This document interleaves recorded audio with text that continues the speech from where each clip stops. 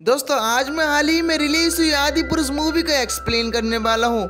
Movie की explanation शुरू करने से पहले मेरी आपसे एक छोटी सी रिक्वेस्ट है कि आप इस मूवी को एक बार थिएटर में जाकर जरूर देखना, क्योंकि कई सालों में एक ऐसी मूवी बनती है जो कि हमारे धर्म को रिप्रेजेंट करती है और ये मूवी उन्हीं में से एक है। मैं आशा करता हूँ कि ये मूवी आपको बिल्कुल भी डिसअपॉइंट नहीं करेगी। तो चलिए आज की इस एक्सप्लेनेशन वीडियो को शुरू करते हैं। तो मूवी की शुरुआत होती है लंकापति रावण से, जो कि हिमालय की पहाड़ियों में बैठकर भगवान ब्रह्मा जी को प्रसन्न करता है और वो ब्रह्मा जी से अमर होने का वरदान मांगता है, जिस पर ब्रह्मा जी कहते हैं कि मैं तुम्हें अमर होने का वरदान तो नहीं दे सकता, लेकिन मैं इतना कह सकता हूँ कि तुम्हें ना ही कोई दिन में मार सकता और ना ही कोई रात में, तुम्हें ना कोई नर मार सकता और ना ही कोई नारी, तुम ना धरती के नीचे मर सकते हो ना ही पाताल में। और यह आशीर्वाद ब्रह्मा जी रावण को देकर वहां से विलीन हो जाते हैं। इसके बाद हमें कई वर्षों बाद का सीन दिखाया जाता है, जहां पर प्रभु श्री राम एक वन में अपना ध्यान कर रहे होते हैं, लेकिन तभी कुछ राक्षस आकर उनके ऊपर हमला कर देते हैं और भगवान राम और लक्ष्मण मिलकर उनका वध करते हैं। इधर दूसरी तरफ हमें लंकापति रावण को दिखाया जाता है,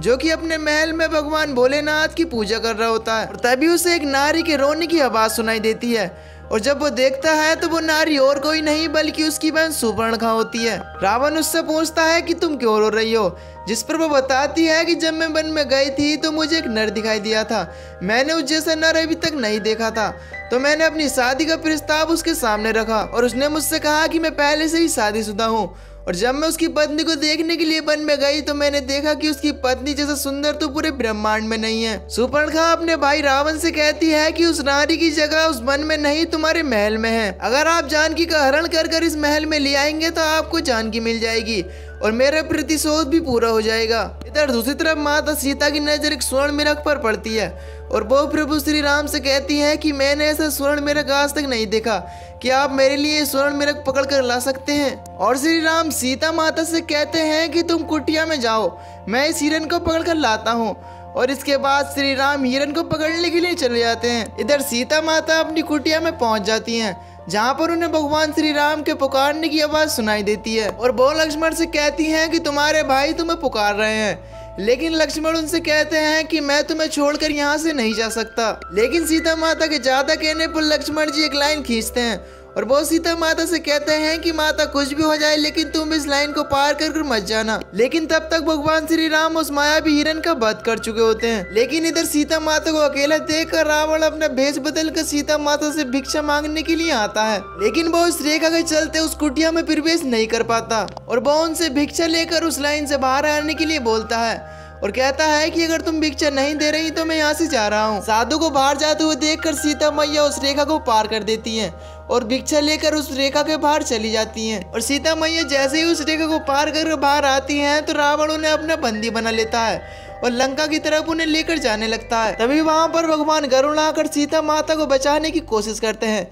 लेकिन तभी रावण उनका एक पंख काट देता है, जिससे कि वो घायल होकर नीचे गिर जाते हैं। इधर दूसरी तरफ श्री राम सीता माता को ढूंढते ढूंढते भगवान गरुड़ के पास पहुंचते हैं, जो उन्हें सीता माता के अपहरण के बारे में सारी बातें बताते हैं। इसके बाद लक्ष्मण श्री राम से बोलते हैं कि हमें रावण से लड़ने के लिए सेना की जरूरत पड़ेगी और हमें अयोध्या से सेना को बुलाना पड़ेगा। तब प्रभु श्री राम बोलते हैं कि मैं अयोध्या की सहायता नहीं ले सकता, क्योंकि मैं वहाँ का राजा नहीं हूँ। तभी वहाँ पर एक बूढ़ी औरत प्रभु श्री राम और लक्ष्मण की तरफ आती है और वो उन्हें अपने झूठे बेर खिलाती है। इसके बाद सबरी वहीं पर अपने प्राण त्याग देती है और वो भगवान श्री राम से कहती है कि तुम जाकर सुग्रीव से मिलो, वही तुम्हारी मदद करेंगे। और श्री राम और लक्ष्मण जी सुग्रीव को ढूंढने के लिए चले जाते हैं।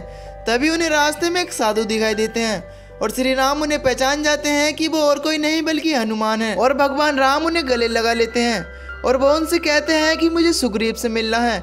इसके बाद हनुमान जी उन्हें सुग्रीव के पास लेकर जाते हैं। इसके बाद भगवान श्री राम सुग्रीव से मिलते हैं और वो उनसे मदद मांगते हैं, जिस पर सुग्रीव कहते हैं कि प्रभु मैं तुम्हारी मदद कैसे करूं, मेरा तो पूरे राज्य ही मेरे भाई ने छीन लिया है। तभी प्रभु श्री राम सुग्रीव से कहते हैं कि तुम युद्ध की तैयारी करो और हमें बाली और सुग्रीव के बीच युद्ध देखने के लिए मिलता है, जहाँ पर प्रभु श्री राम बाली का वध कर देते हैं और सुग्रीव को राज्याभिषेक करते हैं। इसके बाद लक्ष्मण हनुमान जी को लंका भेजने के लिए उनकी शक्तियों को उन्हें स्मरण कराते हैं। इसके बाद हनुमान जी लंका पहुंचकर वहां पर सीता मैया से मिलते हैं और वो उन्हें प्रभु श्री राम की अंगूठी देते हैं। लेकिन तभी वहां पर इंद्रजीत आ जाता है और वो हनुमान जी को बंदी बनाकर लंका में ले जाता है, जहाँ पर रावण हनुमान जी को मृत्युदंड देने के लिए कहता है। तभी विभीषण उन्हें कहता है कि हनुमान राजदूत है और राजदूत को मृत्युदंड नहीं दिया जाता। तो रावण कहता है कि तुम इसकी पूंछ में आग लगा दो, और इंद्रजीत जैसे ही उनकी पूंछ में आग लगाता है तो हनुमान जी पूरी लंका को तहस नहस कर देते हैं और वो पूरी लंका को जलाकर राख कर देते हैं। और इधर हनुमान जी प्रभु श्री राम के पास वापस आ जाते हैं और तभी प्रभु श्री राम जी समुद्र भगवान से कहते हैं कि समुद्र भगवान मुझे लंका तक जाने का रास्ता दें। लेकिन प्रभु श्री राम की प्रार्थना के बावजूद भी समुद्र भगवान उन्हें रास्ता नहीं देते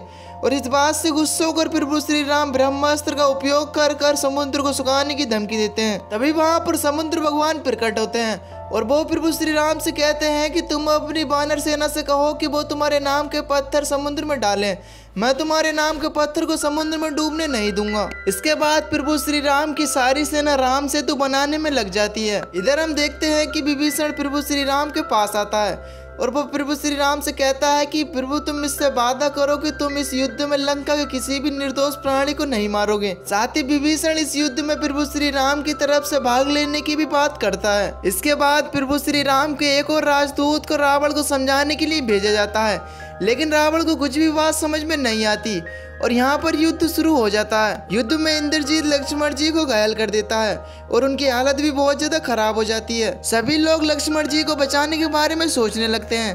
तभी विभीषण बताता है कि तोड़ागिरी पर्वत पर संजीवनी बूटी है जिससे कि लक्ष्मण जी की जान बच सकती है। सूर्योदय होने से पहले उसे लेकर आना होगा, तभी लक्ष्मण जी की जान बच सकती है। और अब एक बार फिर से सबकी नजर हनुमान जी पर होती है। हनुमान जी जल्दी से तोड़ागिरी पर्वत पर जाते हैं, लेकिन वो वहां पर पहचान नहीं पा रहे थे कि संजीवनी बूटी कौन सी है, इसलिए वो पूरा पर्वत ही उठाकर ले आते हैं। सूर्योदय से पहले वो जड़ी बूटी लक्ष्मण जी को दे दी जाती है, जिससे कि लक्ष्मण जी के प्राण बच जाते हैं। अब युद्ध के अगले दिन लक्ष्मण जी पाताल लोक में जाकर इंद्रजीत से युद्ध लड़ते हैं और वो वहां पर उसका वध कर देते हैं। अब युद्ध में कुंभकर्ण उतरता है और प्रभु श्री राम वो कुंभकर्ण का वध कर देते हैं। अब फाइनली रावण भी युद्ध में उतर जाता है और वो युद्ध में उतरते सारी प्रभु श्री राम की सेना पर काफी ज्यादा हावी होने लगता है और बहुत बुरी तरीके से उनकी सेना को मारने लगता है। अब प्रभु श्री राम रावण के सिर पर तीर चलाते हैं, लेकिन उनके तीर का असर कुछ भी नहीं होता है। लेकिन तभी भगवान श्री राम को रावण को दिया हुआ वरदान याद आता है और वो हनुमान जी की पीठ पर बैठकर आसमान में जाते हैं और वो ऊपर से रावण की नाभि की तरफ तीर चलाते हैं, जिससे कि रावण की वहीं पर मौत हो जाती है।